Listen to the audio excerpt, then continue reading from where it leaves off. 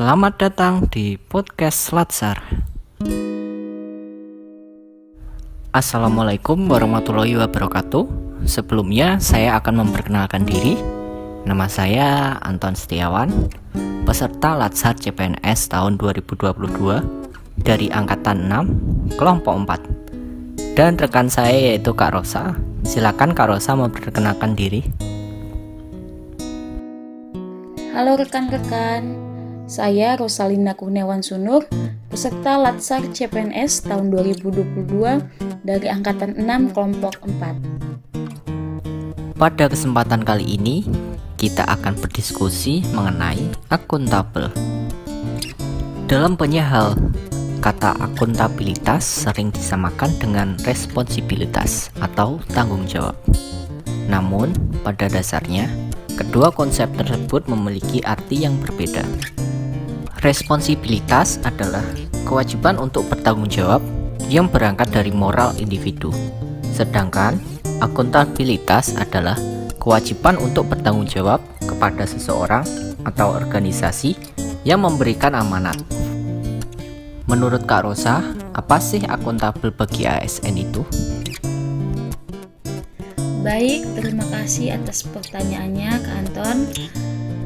Dalam konteks ASN, akuntabilitas sendiri merupakan kewajiban untuk mempertanggungjawabkan segala tindak sebagai pelayan publik, terutama kepada atasan, lembaga pembina, dan lebih luasnya lagi kepada publik. Akuntabilitas ini merujuk pada kewajiban setiap individu, kelompok, atau institusi untuk memenuhi segala tanggung jawab yang telah dipercayakan, terutama kita sebagai seorang ASN. Mengapa akuntabilitas itu sangat penting sekali, terutama untuk kita para ASN? Karena akuntabilitas sendiri merupakan prinsip dasar bagi organisasi yang berlaku pada setiap level atau unit organisasi sebagai suatu bentuk kewajiban jabatan dalam memberikan pertanggungjawaban laporan kepada atasan.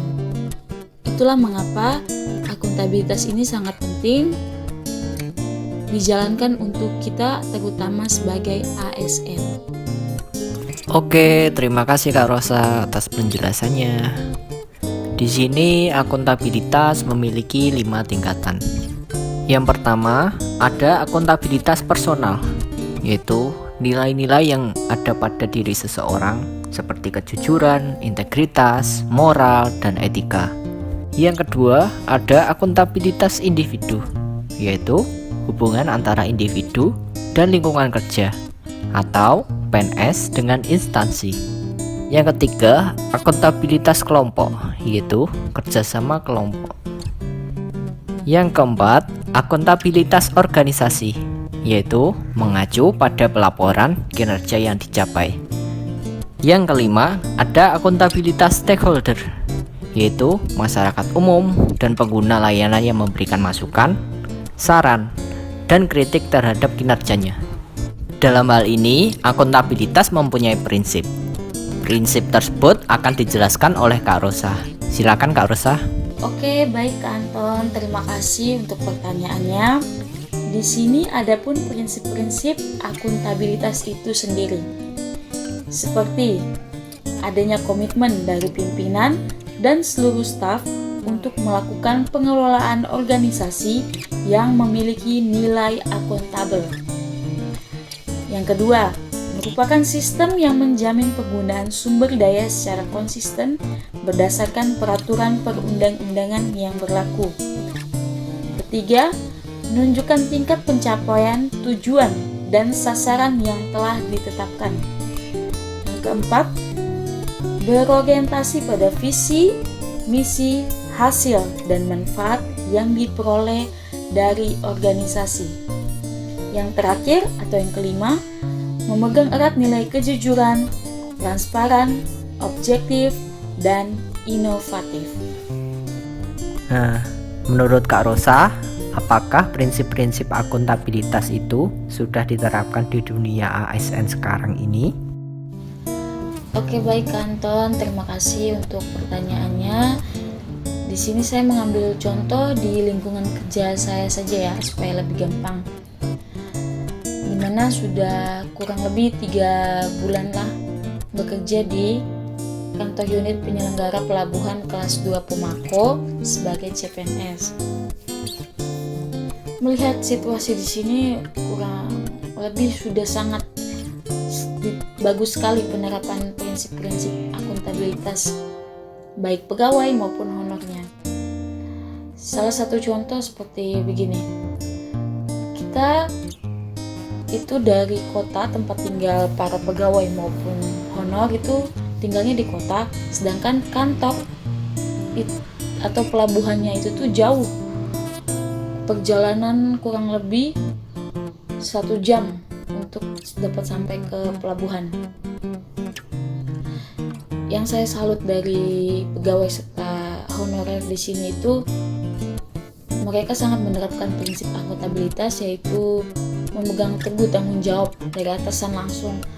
Kalau contohnya ini, kita sudah kerja sesuai jam kerja dari jam 8 sampai jam 16.00. Namun kan pelayanan kapal itu tidak menentu ya, bisa malam, bisa subuh.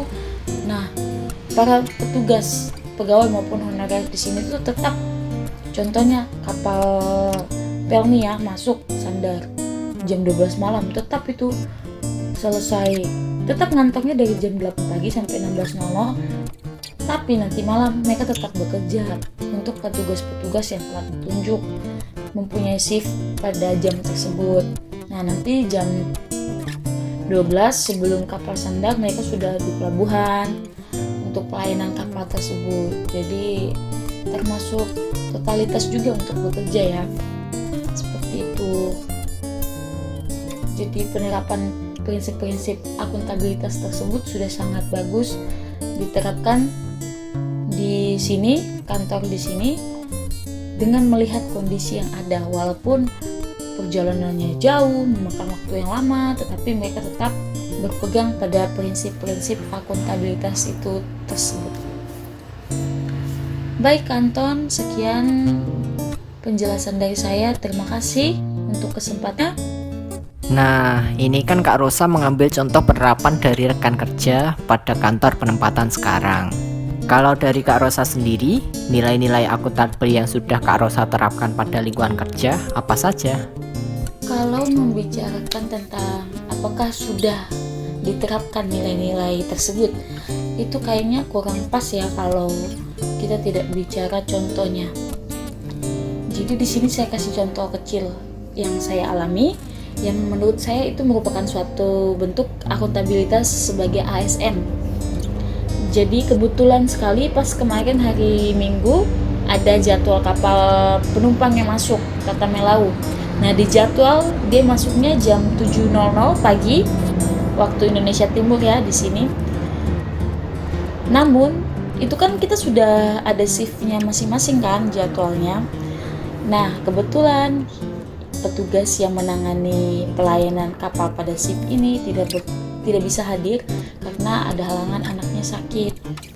Nah, di situ saya sebagai pegawai juga mempunyai tanggung jawab juga, kita bisa membenturkan kerja kita kalau memang dia berhalangan pas jam kerja yang telah ditentukan. Jadi di situ akhirnya saya menggantikannya, padahal nanti jam 08.00 itu saya ada ibadah hari Minggu ya. Cuma karena saya merasa itu juga tanggung jawab kita, jadi saya menggantikan rekan kerja tersebut, dan untuk ibadah hari Minggu saya itu saya ganti ke jam 19.00. Nah, di sini juga merupakan suatu bentuk penerapan nilai akuntabilitas dari seorang ASN tersebut. Jadi dia mengutamakan kewajibannya dia, bertanggung jawab untuk kewajibannya dia, dan mengesampingkan hal lain yang masih bisa ditunda. Begitu Kak Anton.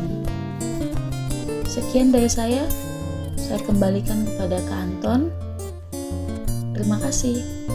Iya, teman-teman, inilah contoh penerapan nilai-nilai akuntabel dari Kak Rosa yang sangatlah baik dan patut untuk dicontoh. Oke, terima kasih Kak Rosa atas diskusi kali ini terkait akuntabel. Semoga bermanfaat, semoga kita bisa menjadi ASN yang berintegritas, menerapkan nilai-nilai akuntabilitas dalam kehidupan sehari-hari dan pada saat bertugas. Sekiranya cukup, sekian podcast kali ini. Sampai jumpa di podcast berikutnya. Kita mengucapkan terima kasih. Wassalamualaikum warahmatullahi wabarakatuh.